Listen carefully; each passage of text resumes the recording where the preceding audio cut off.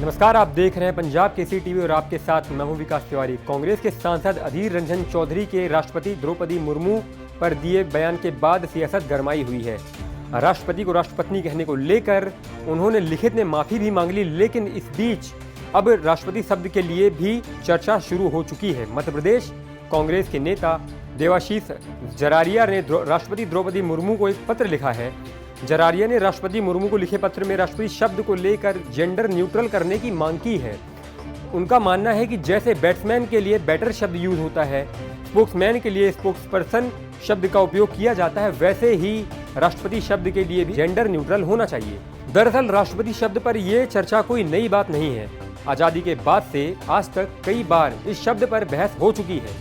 आपको बता दें कि 1947 में जब संविधान सभा की बैठक चल रही थी तो इस दौरान राष्ट्रपति पद के लिए नेता, कर्णधार, सरदार, प्रधान, राष्ट्राध्यक्ष जैसे बहुत से शब्द सुझाए गए थे, लेकिन इस सभा में हुई चर्चा के बाद इस पद के लिए राष्ट्रपति शब्द पर ही सहमति जताई गई, यानी कि राष्ट्र के सर्वोच्च पद को राष्ट्रपति ही कहा जाएगा। तब से लेकर आज तक राष्ट्रपति पद के लिए यह शब्द इस्तेमाल किया जा रहा है, लेकिन अब इस शब्द पर कांग्रेस नेता देवाशीष जरारिया के पत्र के बाद एक बार फिर एक नई बहस छिड़ गई है।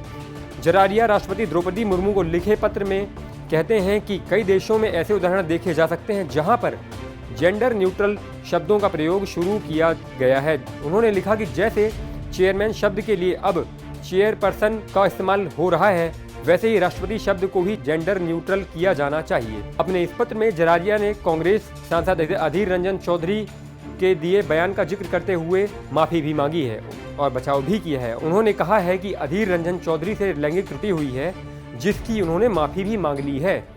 लेकिन किसी को ये बात नहीं भूलनी चाहिए कि भारत एक बहुभाषी देश है।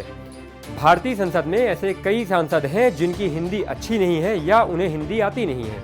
अधीर रंजन चौधरी पश्चिम बंगाल से आते हैं, उनकी हिंदी में पकड़ अच्छी नहीं है। ऐसे में एक गैर हिंदी भाषी नेता अगर ऐसे शब्द बोल देता है तो इस गलती को किसी के अनादर के साथ जोड़ना सही नहीं है। जरारिया ने आगे लिखा है कि देश के वर्तमान हालातों जैसे बेरोजगारी, महंगाई जैसे मुद्दों से एक शब्द की गलती पर ध्यान भटकाया जा रहा है।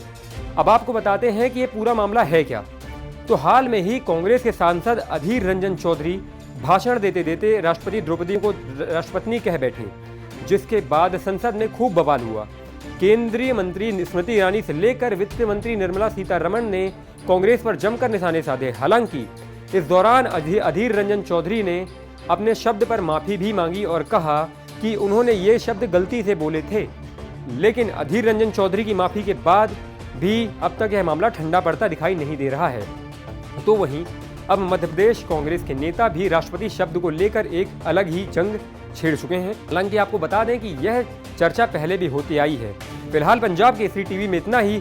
हमें दीजिए इजाजत। नमस्कार।